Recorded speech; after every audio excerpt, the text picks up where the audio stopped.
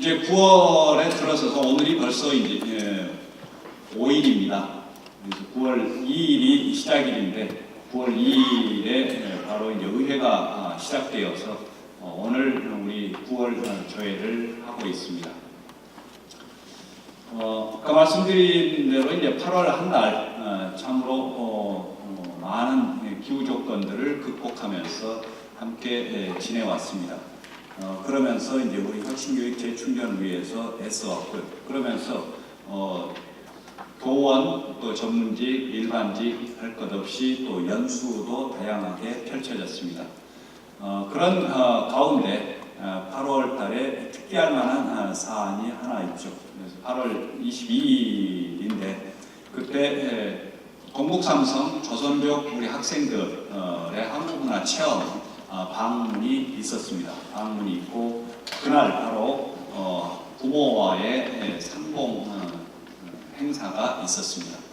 그것은 남북 이상가족 상봉이 아니라 한중 이상가족 상봉이었죠. 중국의 조선족 동포들이 우리나라에 일하러 많이 와 있지 않습니까? 실제로. 그래서 조선족 학생들의 경우에는 거의 한 60~70%가 부모와 떨어져 있는 것으로 이제 나타나는데 지난번 온 조선족 학생들의 대부분의 부모들이 우리나라에 와서 일하는 관계로 오랜 기간 못 보고 심하게는 한 10년 동안 못 본 경우도 있다라고 이제 그때 나왔습니다만 그러한 우리 조선족 학생들이 한국을 방문해서 그리고 그동안에 떨어져 있던 부모들과 상봉 그 장면은 참으로 가슴이 찡한 장면이었고 우리 대한민국의 이제 사회 경제적 발전에 이제 기여하는 조선족 우리 동포들의 삶의 현실을 다시 한번 느낄 수 있었습니다. 그런 8월을 지내고 9월에 들어섰습니다. 9월은 바로 이제 본격적인 2학기가 시작되는 달이기도 합니다만 또 2014년도 예산을 구체적으로 이제 각 부서에서 오늘까지 이제 계획서를 제출해서 예산 담당 부서와 각 현업 부서 간의 소통 가운데에서 예산이 수립되는 그런 과정이 9월 달에 본격적으로 시작되죠. 그래서 9월은 바로 금년 하반기를 정리하고 또 금년 하반기를 마무리하기 위한 그런 시기이기도 합니다만은 또 다른 한편에서는 다음해 2014년을 본격적으로 어떻게 살림하고 어떻게 설계할 것인가를 구체화시키는 그런 달이기도 합니다. 그래서 참으로 소중한 달입니다. 그래서 9월에 여러분들과 함께 우리 경기 혁신교육이 한 발짝 더 나아갈 수 있는 그런 기틀을 마련하는 게 필요하다고 봅니다. 그래서 9월 2일에는 아까 말씀드린 대로 바로 이제 도의회가 시작되어서 13일까지 이어질 겁니다. 그리고 9월 2일 날 우리 경기교육 역사상 또 획기적인 사안이 하나 있었습니다. 바로 경기도 우리 이제 경기교육연구원이 재단법인으로 분리되어서 발족하는 그런 행사를 했었습니다. 우리 경기교육연구원이 시작된 것은 바로 이제 1962년 그래서 작년에 50주년 행사를 했죠. 그래서 예전에는 경기교육정보연구원이라고도 하고 이제 그랬었는데 그동안에 과학연구원하고 분리되어서 지금 그동안에는 이제 경기교육연구원으로 이제 호칭이 되었었죠. 그리고 그 50년 동안 축적해왔던 것을 근간으로 해서 이제는 본격적으로 교육에 대한 정책을 수립하고 그리고 경기교육뿐만 아니라 미래 대한민국 교육의 방향과 그리고 그것에 대한 구체적인 기조이라는 것을 고민하는 그런 연구기관으로 출범하는 날이 바로 9월 2일이었습니다. 그래서 아시다시피 이제 한완상 전 부총리께서 이제 이사장으로 오셨고 그리고 직업능력개발원의 연구위원을 맡고 계시는 정원호 박사가 이제 원장으로 모셔서 출범을 하게 되었습니다. 그래서 이것은 우리 시도 교육청에서 이제 가장 먼저 앞서서 시작한 것이고, 그러면서 또 우리가 그동안에 축적해온 것을 근간으로 해서 미래를 위한 정책을 수립하는 싱크탱크로서 역할을 하는 그런 기관입니다. 그러나 이제 일반 행정에서는 사실은 이러한 이제 법인 그 기관들을 상당히 많이 그동안에 설치해오고 또 운영하고 있습니다. 그러나 우리 지방교육자치체에서는 이제 처음으로 이러한 것을 우리가 출범시켰다는 것은 앞으로 우리가 여러 가지 형태로 발전시켜야 될 조직의 구성들이 남아있다는 것을 또 알려주기도 합니다. 그래서 이런 면에서 이제 9월 2일에 연구원 재단법인 출범은 상당한 정도 큰 의미가 있다. 그리고 그 연구원이 제대로 자기 역할을 하도록 하기 위해서는 우리 본청의 직원 여러분들을 비롯해서 교육가족들이 함께 해야 될 그런 과정도 상당히 있다는 것을 말씀드립니다. 그리고 9월달에는 또 여러 가지 그 행사들이 앞으로 남아 있습니다. 그리고 가장 중요한 아까 말씀드린 대로 예산을 바로 내년 산림의 그 전반적인 방향과 설계하에서 수립하는 것이 핵심적인 일이기도 합니다. 이런 상황 속에서 최근에 나온 하나의 이제 논쟁과 관련해서 한 가지 말씀을 드리겠습니다. 바로 경기도청에서 8월 중순에 내년 예산과 관련해서 무상급식 예산을 전액 삭감할 수밖에 없다라고 이야기를 했습니다. 그래서 그것에 대해서 그동안에 이제 여러 의견들이 있었고 쟁점들이 있었습니다. 그런데 경기도청이 그러한 것을 발표한 것은 경기도청의 예산 사정, 재정 사정이 녹록치 않을 뿐만 아니라 상당히 위기 상황에 봉착해 있다는 것을 이유로 해서 그러한 것을 발표했습니다.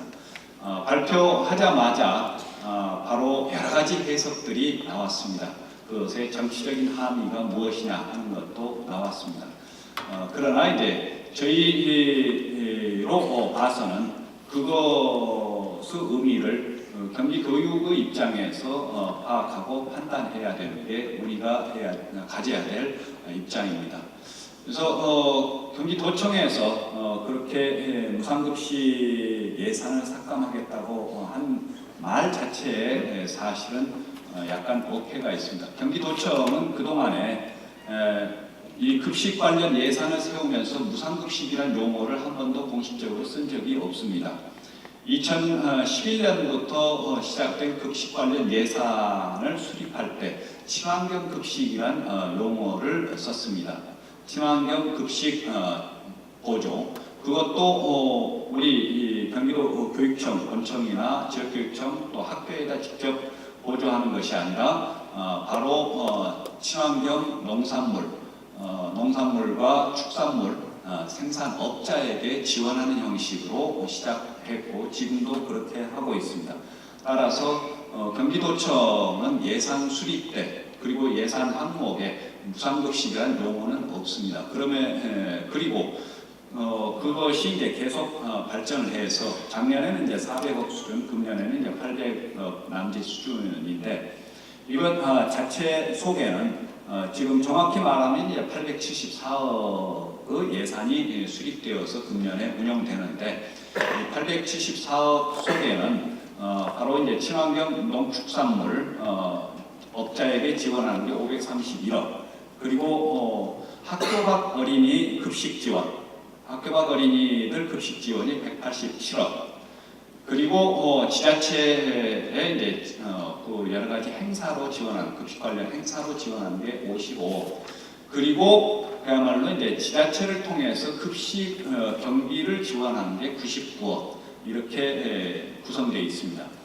이렇게 구성되어 있는 속에 지금 설명에서도 말씀 들으셨듯이 바로 모든 것은 업자와 지자체에 지원하는 형태고 그 자체가 무상급식이라는 용어를 쓰지 않고 대신 의회에서는 예결위라든가 의원들이 모두 무상급식 지원 예산으로 증액을 하도록 요청하고 그러한 논의가 있으면서 점차 증액되어 왔습니다. 급식 관련 예산이 전체적으로 조금 전에 말씀드린 대로 874억이 책정되었습니다.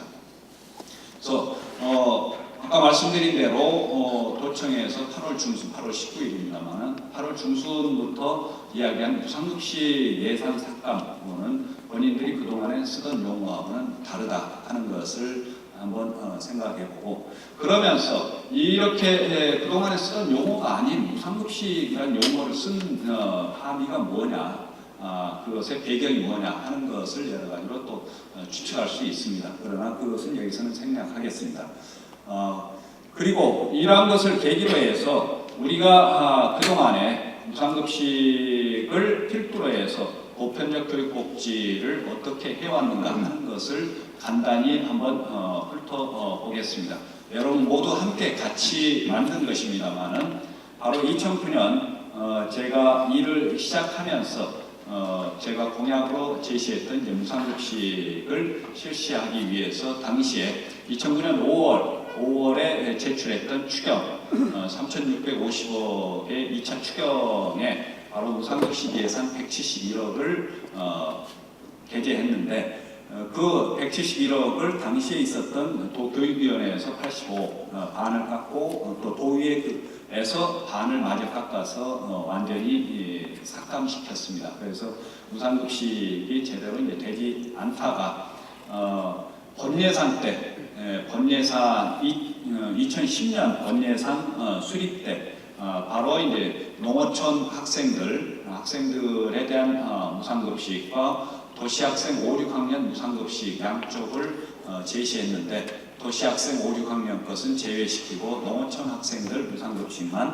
통과시켰습니다. 그래서 아쉬운 대로 무상급식이 2010년도부터 시작됐습니다. 그리고 2010년 2학기를 위해서 이제 열렸던 바로 도의회에서 도시학생 5, 6학년의 예산이 통과되어서 추경으로 통과되어서 바로 2010년 2학기부터는 도시학생 5, 6학년에 대한 무상급식이 실시되기 시작했습니다. 그렇게 해서 이제 시작된 무상급식에 관한 논의와 논쟁이 사실은 전국화되는 계기가 바로 2009년도에 여러 가지로 형성되었죠. 그래서 2010년 6.2 지방선거에서는 무상급식이 최대의 이슈, 즉 전반적인 지방자치선거의 최대의 이슈이자 또 각 후보들의 제1공약으로 부상하게 됐습니다. 그것은 우리 경기교육가족이 2009년도에 열심히 함께 논의하고 함께 또 토론한 그런 과정이 전국적으로 확산되어서 바로 2010년 6.2 지방선거의 제1의 공약이자 제1의 이슈가 되었던 것입니다. 그러한 속에서 바로 우리 경기교육에서는 중학교 학교 운영 지원 경비 중에 학부모가 부담하는 것을 우리 예산으로 대신하겠다라고 그 조치를 하기 시작하고 점차 보편적인 교육복지 수준에서 그 정책을 확대해 왔습니다. 그리고 그런 논의들이 점차 사회 정치 일반에게 파급되고 그리고 그것이 바로 이제 지난해에는 총선과 대선에서 바로 복지가 중요한 이슈, 최대의 이슈가 되기까지 이르게 되었습니다. 여기에서 이제 우리 무상급식과 관련해서 하나 발전 과정을 더 살펴보면은 2009년도부터 이제 무상급식이 이슈가 되고 그러면서 아까 말씀드린 대로 2010년에는 아쉬운 대로 1학기에는 농어촌 학생들에 대한 무상급식, 2학기에는 거기에 이제 도시학생 5, 6학년 무상급식 이렇게 이제 진전되면서 바로 친환경 급식에 대한 논의들이 많이 나왔습니다.